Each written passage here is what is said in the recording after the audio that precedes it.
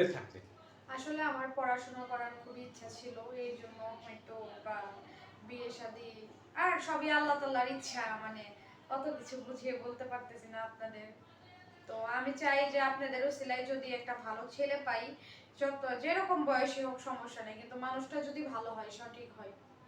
তা আপু কি আজকে কি যে মিডিয়ার সামনে এসেছেন একজন মনের মানুষের জন্য? হ্যাঁ, অবশ্যই মনের মানুষের জন্য, একজন ভালো স্বামীর জন্য এসেছি, যে আমি যদি একজন ভালো স্বামী পাই, যে আমাকে ভালোবাসবে, আমার ফ্যামিলিকে দেখে শুনে রাখবে, বা আমাকে অনেক যত্নে রাখবে, এই আর কি। তো এখানে কি আপনাকে কেউ জোর করে এনেছে?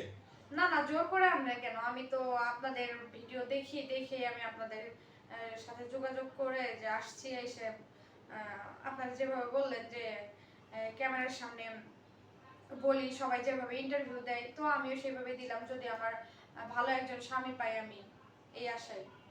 তা আপু এই যে একজন স্বামী মিডিয়ার সামনে এসে বলছেন, পারিবারিকভাবে গ্রামে কি কোনো প্রস্তাব আসেনি আপনার মার কাছে? এটা তো আপনাকে বললামই, অনেক প্রস্তাব আসে, কিন্তু তাদেরকে যৌতুক দিতে হবে, ছেলেকে বাইক দিতে হবে, স্বর্ণ অলংকার গয়না, মানে অনেক কিছু আবদার থাকে তাদের। আপনাকে দেখতে আসছিল?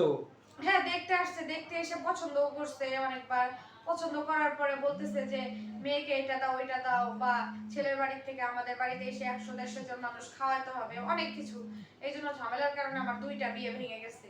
কারণ আমাদের তো ওই রকম মানে এবিলিটি নাই যে মানুষকে খাওয়ানোর মতো, বা স্বর্ণ অলংকার, বাইক, টাকা পয়সা এইসব দেওয়ার। যখন আপনাকে দর্শক, স্ক্রিনে দেওয়া যে নাম্বারটি দেখতে পাচ্ছেন সেটি আমাদের ইউটিউব কর্তৃপক্ষের। আপনার যদি এই আপুটিকে ভালো লেগে থাকে, পছন্দ হয়ে থাকে, তাহলে তার একটা স্ক্রিনশট মেরে এই নাম্বারে ইমো আছে, হোয়াটসঅ্যাপ আছে, পাঠিয়ে দিবেন। আমরাই আপনাদের সাথে যোগাযোগ করব। অযথা কোনো ভাই কল দিবেন না। ভালো থাকবেন, সুস্থ থাকবেন। আল্লাহ হাফেজ।